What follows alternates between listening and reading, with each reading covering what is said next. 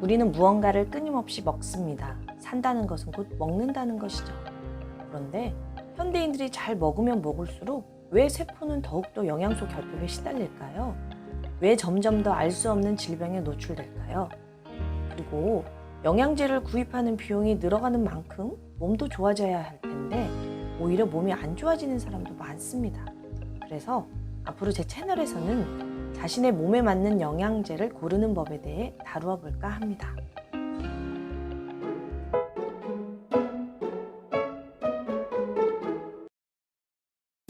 오늘은 빈혈이 아닌데도 혈 부족증에 시달리는 현대인들의 혈허 증상에 대해서 알아보아요. 우리 몸은 60조 개의 세포로 이루어져 있습니다. 우리는 음식을 먹고 살지만 세포는 혈액을 먹고 삽니다. 즉, 우리가 음식을 먹는 이유는 바로 혈액을 만들기 위함이죠.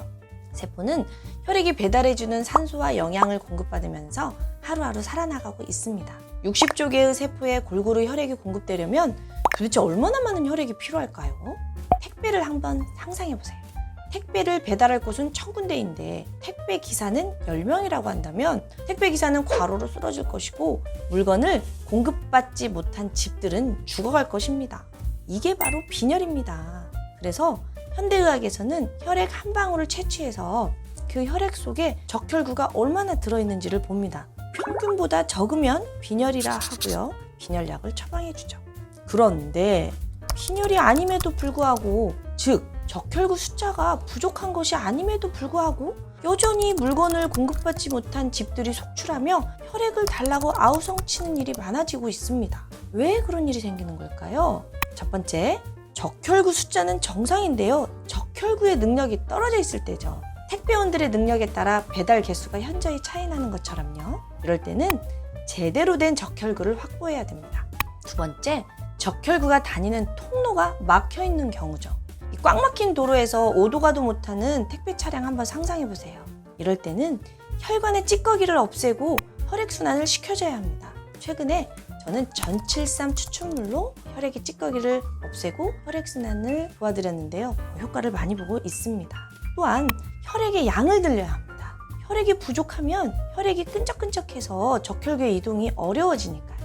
이렇듯 빈혈이 아님에도 불구하고 빈혈과 같은 증상이 나타나는 것을 우리는 혈허라고 부릅니다. 혈허는 첫 번째, 적혈구의 부족, 두 번째, 혈액량의 부족, 세 번째, 허혈성인 혈관 막힘으로 분류할 수 있습니다. 즉, 혈허는 빈혈보다 훨씬 큰 개념인 거죠.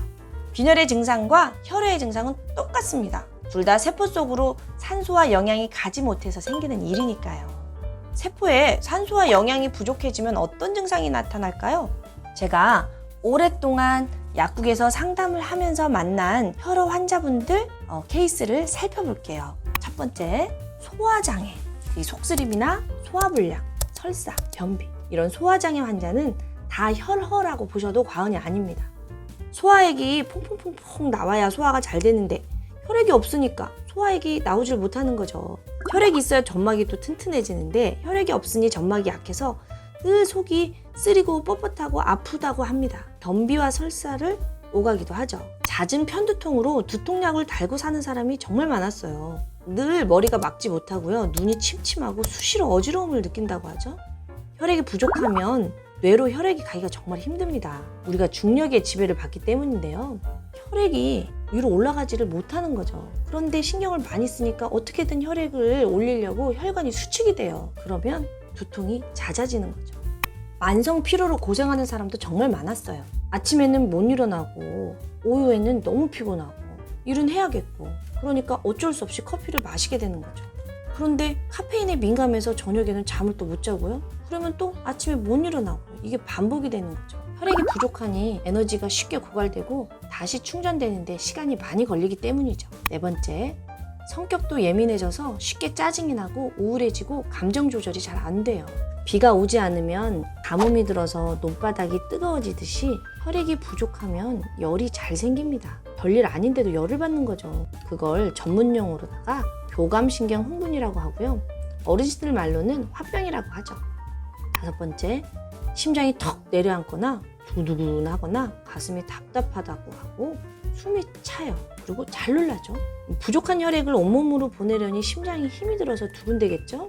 그리고 열 배출이 안 되니까 늘 가슴이 답답하고 숨이 찹니다. 6번째, 염증이 잘 생겨요. 편도염, 구내염, 방광염, 위염, 치주염, 관절염 등 돌아가면서 안 아픈 곳이 없다는 소리를 많이 하세요. 쌓인 열이 몸 밖으로 나가지 못해 염증을 유발합니다. 열은 곧 염증이죠. 열을 불화라고 할 수 있고요. 염증의 염은 불화가 2개 붙은 거니까요. 그러니 어느 세포에 혈액이 부족하느냐에 따라 염증의 종류만 달라질 뿐이에요. 혈허라고 쓰고 열이라고 읽어도 무방하죠. 7번째, 추위도 많이 타고 더위도 많이 탑니다. 추우면 추워서 죽겠고 더우면 더워서 죽겠다는 거죠. 손발이 차갑고 혈액순환이 안 돼요. 8번째, 온 세포가 다 건조합니다.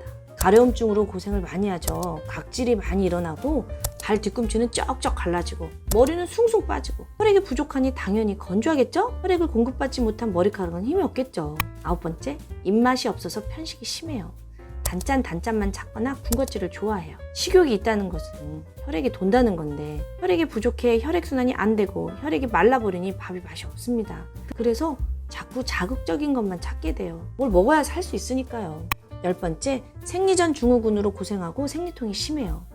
호르몬은 혈액을 타고 흐르는데 혈액이 부족하니 호르몬이 제대로 공급이 안 되어서 각종 호르몬의 불균형이 찾아오죠. 갑상선 호르몬 저항성, 인슐린 저항성, 다낭성 난소 증후군 등 이런 게 다 여기에 속한답니다. 11번째, 목 디스크, 허리 디스크, 퇴행성 관절염 등 각종 관절 질환에 시달립니다. 디스크는 스폰지처럼 물을 끌어당겨 외부의 충격을 흡수하는 완충 역할을 하는데요. 혈액이 부족하면 디스크에도 혈액 공급이 안 되니까 디스크도 건조해져요. 그럼 제 역할을 못하고 탈출하게 됩니다. 이게 바로 추간판 탈출증이죠. 자, 여러분은 이 중에 몇 개나 해당이 되세요? 이게 다 세포가 혈액이 부족하다고 보내는 신호이므로 혈액을 채워주면 대부분 좋아져요. 그런데 이걸 모르고 소화제, 진통제, 항생제, 각종 필요회복제, 각종 보약, 수면제 등을 달고 사는 사람들이 너무나 많아요. 이런 분에게 필요한 건 적당한 소금, 적당한 미네랄, 적당한 아미노산, 적당한 철분, 적당한 비타민 등 이런 것만 보충해주면 되거든요. 그 중에서도 제가 가장 많이 권하고 효과를 많이 본 영양소가 있어요. 그게 바로 액상햄철입니다. 액상햄철은 철분제의 여러 가지 단점을 보완한 제제인데요. 첫 번째, 유장장애가 적습니다. 일반 철분제의 속쓰림이나 변비, 설사 등이 현저히 개선되었어요. 두 번째, 체내 축적이 안 됩니다. 일반 철분제는 먹는 대로 흡수되어 체내 축적으로 인한 독성을 유발할 수 있거든요. 세 번째, 효과가 빠릅니다. 일반 철분제는 흡수되어 헤모글로빈으로 완성되는데 너무나 많은 공정을 거쳐야 하는데요. 액상햄철은 마치 반조리 제품처럼 골수에서 바로 헤모글로빈으로 만들어지죠. 네 번째, 액상이라서 흡수가 빠르고 맛이 좋습니다. 일반 철분제, 액상 철분제는 비릿해서 비위약한 사람이 잘 못 먹거든요. 다섯 번째, 타 약물과의 상호작용이 없습니다. 일반 철분제는 다른 영양제와 통로 경쟁을 하거나 다른 영양소를 흡착하기 때문에 상호작용이 많아서 불편합니다. 자, 이런 장점 덕에 액상햄철을 혈어로 고생하는 분들에게 권해보면요 매우 만족도가 높습니다. 그러나 적혈구의 수명이 120일인 것을 감안할 때 적어도 4개월 이상은 드셔야 돼요. 워낙 오랫동안 혈허로 고생하신 분은 1년 이상 장복하셔야만 개선되는 경우도 많았어요. 물론 액상햄철만으로 혈허가 다 해결되는 것은 아니고요. 위에 말씀드린 것처럼 아미노산, 미네랄, 비타민, 적당한 소금 등도 반드시 병행을 하셔야 됩니다. 더불어서 적당한 햇볕, 적당한 운동, 편안한 마음이 동반된다면 더할 나위 없이 효과가 빠를 테죠. 세상에 반은 여자이고요. 여자들은 한 달에 한 번 생리를 합니다. 생리를 하면서 일도 하고 살림도 하고 공부도 하니 당연히 혈 부족에 시달리겠죠? 그래서 저는 세상의 모든 여자들이 이 액상햄철을 복용해야 된다고 말하고 싶습니다. 자, 어때요? 도움이 되셨나요? 다음 시간에도 현대인들에게 꼭 필요한 영양소에 대해 짚어드릴게요. 구독, 좋아요, 알림 설정 부탁드립니다. 몸에서 일어나는 일은 다 이유가 있습니다. 몸이 보내는 신호를 알아차리고 몸과 마음의 균형을 찾아주면 건강은 자연스럽게 회복됩니다. 약을 너무 두려워하면서 쓰지 않는 것도 바람직하지 않고요. 약을 너무 맹신하며 의존하는 것도 바람직하지 않아요.